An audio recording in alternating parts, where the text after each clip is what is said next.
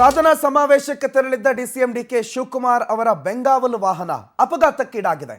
ಶ್ರೀರಂಗಪಟ್ಟಣದ ಬಳಿ ಡಿವೈಡರ್ಗೆ ಡಿಕ್ಕಿಯಾಗಿ ವಾಹನ ಪಲ್ಟಿಯಾಗಿದೆ. ಮೈಸೂರು ಬೆಂಗಳೂರು ದಶಪಥ ಹೆದ್ದಾರಿಯಲ್ಲಿ ಡಿಕೆ ಶಿವಕುಮಾರ್ ಅವರ ಬೆಂಗಾವಲು ವಾಹನ ಎಸ್ಕಾರ್ಟ್ ವೆಹಿಕಲ್ ಆಕ್ಸಿಡೆಂಟ್ ಆಗಿದೆ. ಎಸ್ಕಾರ್ಟ್ ವಾಹನದ ಹಿಂದಿದ್ದ ಡಿಸಿಎಂ ಡಿಕೆಶಿ ವಾಹನ ಸೇಫ್ ಆಯಿತು.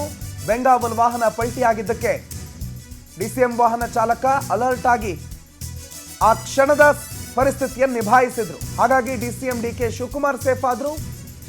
ಸಮಾವೇಶದಲ್ಲಿ ಭಾಗಿಯಾಗಿ ವಾಪಸ್ ಹೋಗ್ತಾ ಇದ್ದಂಥ ಸಂದರ್ಭದಲ್ಲಿ ಬೆಂಗಳೂರಿಗೆ ವಾಪಸ್ ಆಗ್ತಾ ಇದ್ರು. ಆಗ ಈ ಅಪಘಾತ ಸಂಭವಿಸಿದೆ. ಡಿಸಿಎಂ ಡಿಕೆ ಶಿವಕುಮಾರ್ ಅವರ ಎಸ್ಕಾರ್ಟ್ ವಾಹನ ಡಿವೈಡರ್ಗೆ ಡಿಕ್ಕಿಯಾಗಿ ಪಲ್ಟಿ ಆಗಿದೆ. ಅಲ್ಲೇ ಹಿಂದಿದ್ದಂಥ ಡಿಸಿಎಂ ಡಿಕೆ ಶಿವಕುಮಾರ್ ಅವರ ವಾಹನ ಮತ್ತು ಅವರ ವಾಹನ ಚಾಲಕನ ಸಮಯ ಪ್ರಜ್ಞೆಯಿಂದ ಡಿಸಿಎಂ ಡಿಕೆ ಶಿವಕುಮಾರ್ ಅವರ ವಾಹನಕ್ಕೆ ಯಾವುದೇ ತೊಂದರೆ ಆಗಲಿಲ್ಲ. ಒಂದು ಗಾಡಿ ಮಾತ್ರ ಪಲ್ಟಿ ಆಯಿತು. ಅದರಲ್ಲಿದ್ದಂಥ ಇಬ್ಬರು ಸಿಬ್ಬಂದಿ ಪ್ರಾಣಾಪಾಯದಿಂದ ಪಾರಾಗಿದ್ದಾರೆ. ಸದ್ಯ ಅವರನ್ನು ಆಸ್ಪತ್ರೆಗೆ ದಾಖಲು ಮಾಡಿ ಚಿಕಿತ್ಸೆಯನ್ನು ಕೊಡಿಸಲಾಗ್ತದೆ. ಪೊಲೀಸ್ ವಾಹನ ಅದಾಗಿತ್ತು. ಗಮನಿಸ್ತಾ ಇದ್ದೀರಿ ಪಲ್ಟಿ ಆಗಿ ಬಿದ್ದಿರುವಂಥ ದೃಶ್ಯವನ್ನು.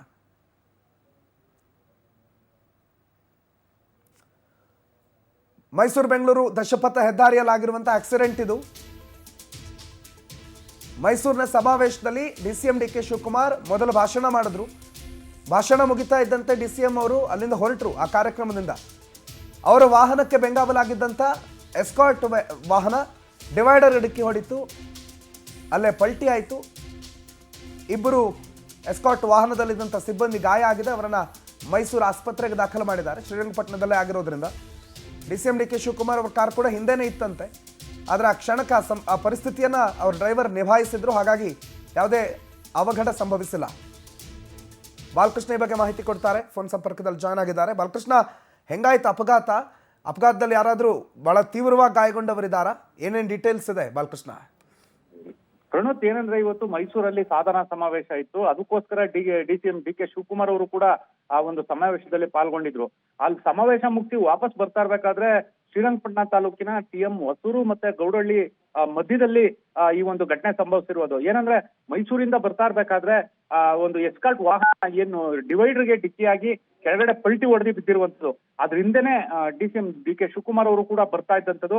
ಆ ಚಾಲಕನ ಜಾಗರೂಕತೆ ಅಂತಾನೆ ಹೇಳ್ಬೋದು. ಆ ವಾಹನ ಡಿಕ್ಕಿ ಹೊಡೆದು ಕೆಳಗಡೆ ಪಲ್ಟಿ ಆದ್ರೂ ಕೂಡ ಇವರು ಸಡನ್ ಆಗಿ ಬ್ರೇಕ್ ಹೊಡೆದು ತಮ್ಮ ವಾಹನನ ತಹಬದಿಗೆ ತಂದು ನಿಲ್ಸಿದ್ದಂಥದ್ದು. ಆದ್ರೆ ಈ ವಾಹನ ಪಲ್ಟಿ ಆದ ಒಂದು ಸಂದರ್ಭದಲ್ಲಿ ಇಬ್ಬರು ಎಸ್ಕಾರ್ಟ್ಗಳಿಗೆ ಸಣ್ಣ ಪುಟ್ಟ ಗಾಯಗಳಾಗಿರುವಂತದ್ದು. ಅವ್ರನ್ನ ಮೈಸೂರಿನ ಆಸ್ಪತ್ರೆಗೆ ರವಾನೆ ಮಾಡಿದ್ದಾರೆ. ನಂತರ ಇವರೆಲ್ಲರನ್ನು ಆಸ್ಪತ್ರೆಗೆ ರವಾನೆ ಮಾಡಿಸಿದ ನಂತರ ಡಿಸಿಎಂ ಡಿಕೆ ಶಿವಕುಮಾರ್ ಅವರು ಬೆಂಗಳೂರು ಕಡೆ ಪ್ರಯಾಣ ನಡೆಸಿದ್ರು. ಒಟ್ಟಾರೆ ಇದೇನಾದ್ರೂ ಹೆಚ್ಚು ಕಡಿಮೆ ಆಗಿದ್ರೆ, ಅಂದ್ರೆ ಏನಾದ್ರೂ ಡಿವೈಡರ್ ಹೊಡೆದು ಮಧ್ಯದಲ್ಲೇ ವಾಹನ ಬಿದ್ದಿದ್ರೆ ಶಿವಕುಮಾರ್ ಅವರ ಡಿಸಿಎಂ ಅವರ ವಾಹನ ಕೂಡ ಅದಕ್ಕೆ ತಗ್ಲಿ ಅವರು ಕೂಡ ಏನಾದ್ರೂ ಹೆಚ್ಚು ಕಡಿಮೆ ಆಗ್ಬೋದಿತ್ತೇನೋ. ಆದ್ರೆ ಅದೃಷ್ಟವಶಾತ್ ಎಲ್ಲರೂ ಕೂಡ ಪ್ರಾಣಾಪಾಯದಿಂದ ಪಾರಾಗಿದ್ದಾರೆ. ಇಬ್ರು ಮಾತ್ರ ಸಣ್ಣ ಪುಟ್ಟ ಗಾಯಗಳಾಗಿರುವಂತದ್ದು. ಇದು ಶ್ರೀರಂಗಪಟ್ಟಣ ಗ್ರಾಮಾಂತರ ಠಾಣಾ ವ್ಯಾಪ್ತಿಯಲ್ಲಿ ನಡೆದಿರುವಂತಹ ಘಟನೆ.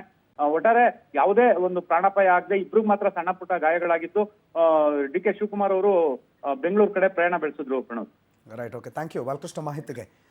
ಹೋಗ್ತಾ ಇದ್ದ ಸಂದರ್ಭದಲ್ಲಿ ಸಾಮಾನ್ಯವಾಗಿ ಎಸ್ಕಾರ್ಟ್ ವೆಹಿಕಲ್ ಅಂತಂದಾಗ ಭಾಳ ಫಾಸ್ಟಾಗಿ, ಅದರಲ್ಲೂ ಬೆಂಗಳೂರು ಮೈಸೂರು ಹೆದ್ದಾರಿ ಪೊಲೀಸ್ ವಾಹನ ಎಸ್ಕಾರ್ಟ್ ವೆಹಿಕಲ್ಲು ಭಾಳ ಫಾಸ್ಟಾಗಿ ಇದ್ರು ಅಂತ ಕಾಣುತ್ತೆ. ಏಕಾಏಕಿ ಡಿವೈಡರ್ಗೆ ಡಿಕ್ಕಿ ಹೊಡಿತು. ಡಿಕ್ಕಿ ಹೊಡೆದ ಆ ರಭಸಕ್ಕೆ ಗಾಡಿ ಪಲ್ಟಿ ಆಯಿತು. 4-5 ಜನ ಇದ್ರಂತೆ ವಾಹನದಲ್ಲಿ. ಅದರಲ್ಲಿ ಇಬ್ಬರಿಗೆ ಮಾತ್ರ ಗಾಯಗಳಾಗಿದೆ ಮತ್ತು ಉಳಿದವರೆಲ್ಲರೂ ಕೂಡ ಪ್ರಾಣಾಪಾಯದಿಂದ ಪಾರಾಗಿದ್ದಾರೆ ಅದೃಷ್ಟವಶಾತ್.